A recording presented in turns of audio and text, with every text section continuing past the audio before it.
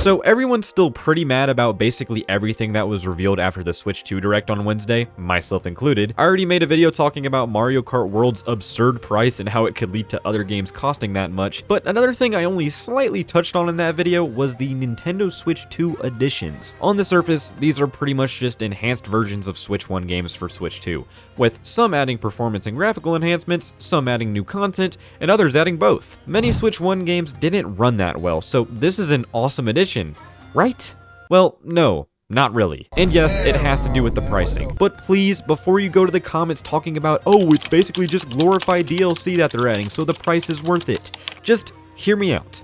Please. Let's start with Breath of the Wild and Tears of the Kingdom. The Nintendo Switch 2 editions of these games will each add a resolution bump and an increased frame rate. As of now, these games have only been confirmed to be able to run at 4K 60 FPS. There is no confirmation of 120 FPS yet, but 4K 60 is still a massive upgrade compared to the Switch 1's, what, 900p 30 FPS? Oh, and that's 30 FPS with a huge asterisk because the game ran like shit at times. So yeah, an upgraded version is great. However, Nintendo is charging existing owners of these games an extra $10 to upgrade, and if you have never bought these games, you will have to be spending $10 over their original MSRP, meaning that the upgraded Tears of the Kingdom costs $80 while Breath of the Wild costs $70. Oh, there's the Nintendo I know and love, charging players extra to play the game at a stable frame rate. Awesome. Well, that's not entirely the case, I suppose. This upgrade also comes with a smartphone app, which is basically a GPS system, and Zelda talks to you throughout the game.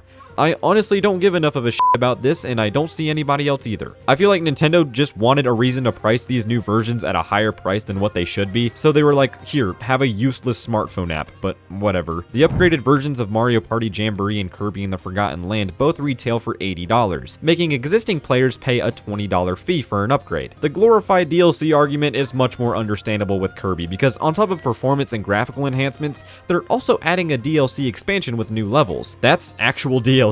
With Mario Party, they're adding some new mode that uses the camera, and there's more stuff that utilizes the mouse function of the new Joy-Con, so yeah, it's just more extra content. In my opinion, the problem with saying that these are just the original games bundled with DLC expansions is that these are all old-ass games. Breath of the Wild came out 8 years ago at this point. I shouldn't be charged $70 for an upgraded version of an 8-year-old game, especially considering that you're being charged extra to play the game at a stable frame rate. The only one that's kind of understandable is Mario Party, because that game came out last year. But even then, I don't think the new content warrants a $20 upgrade. That's still pretty ridiculous. And what makes this even dumber to me is that when the Switch 1 came out, we got upgraded versions of several Wii U games with new content. For example, Mario Kart 8 Deluxe added plenty of new characters, gameplay mechanics, a new battle mode, all of that.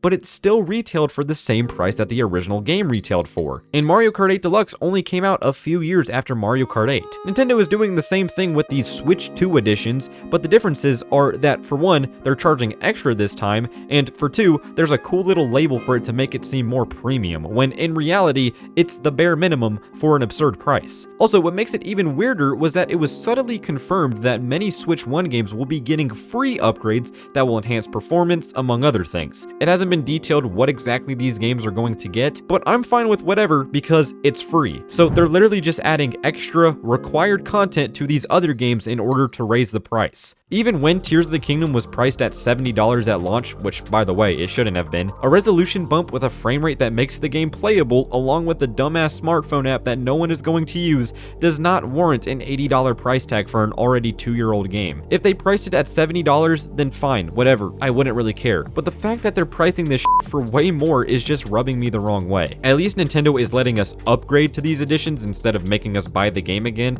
and at least the Zelda upgrades are free with the Switch Online expansion pack. I think the expansion pack should let you upgrade every game for free, but I guess that's something. At the end of the day, it's just more Nintendo bullshit, and it's best to just get used to it, I guess. It sucks too, because Metroid Prime 4 looks stunning on Switch 2, but I don't want to pay $80 to play it. So I hope they keep the Switch 1 version of that game at $60 and the Switch 2 version at $70. But yeah, I just wanted to rant about this. Thank you all so much for watching, and I'll see you all later. Goodbye.